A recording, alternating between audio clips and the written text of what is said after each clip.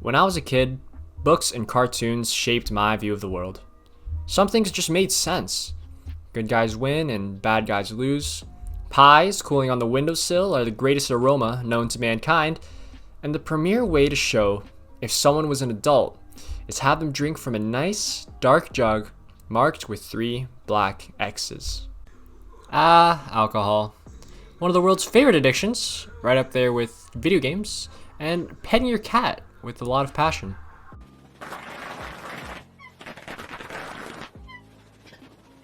One of the more renowned alcoholic drinks out there is sake, which is extremely prominent in Japan and in Japanese media.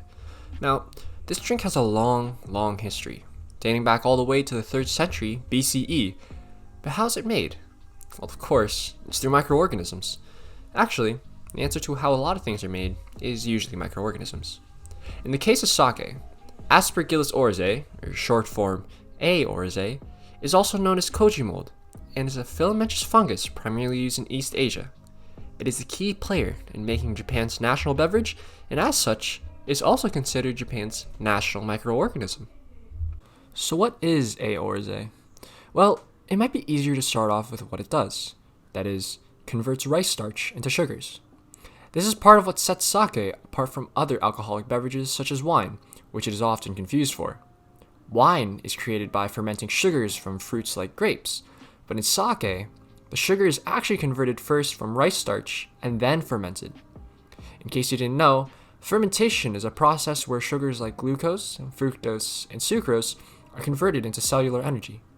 This process also produces the byproducts carbon dioxide and ethanol, better known as the alcohol present in alcoholic beverages.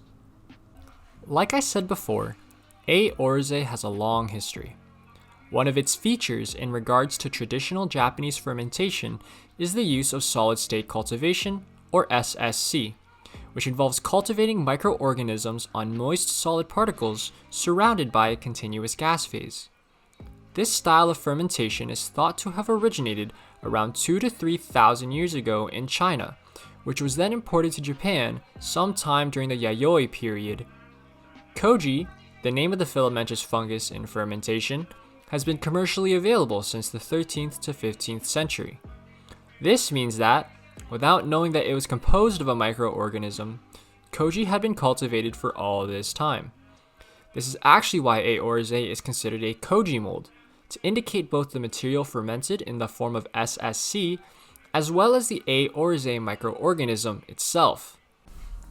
To bring it back to the previous question, what is A. Oryzae? It is a type of fungus that typically grows on or within steamed rice grains. The mold itself contains various enzymes, or proteins that speed up chemical reactions, important to sake production. The most important ones being those that break down carbohydrates called amylases. Those associated with A. Oryzae are alpha amylase and saccharophylline amylase. Once these enzymes break down carbohydrates and form sugars, the sugars are then fermented into alcohol through another widely used microorganism, Saccharomyces cerevisiae. From there, other processes such as filtering and pasteurization take place until the drink is bottled and shipped out to sit on the shelves of your local LCBO. So, beyond its applications and the history of A. Oryzae, what does it look like up close? Well, a little something like this, or this. Real interesting stuff, right? It's so interesting, in fact, that the genome of this microorganism was actually kept secret and only revealed recently through a study made in 2005 by a team of Japanese researchers, sequencing and analyzing the filamentous fungi. Using the whole genome shotgun approach, these researchers confirmed that A. Oryzae's genome was comprised of 8 chromosomes containing 12,074 genes.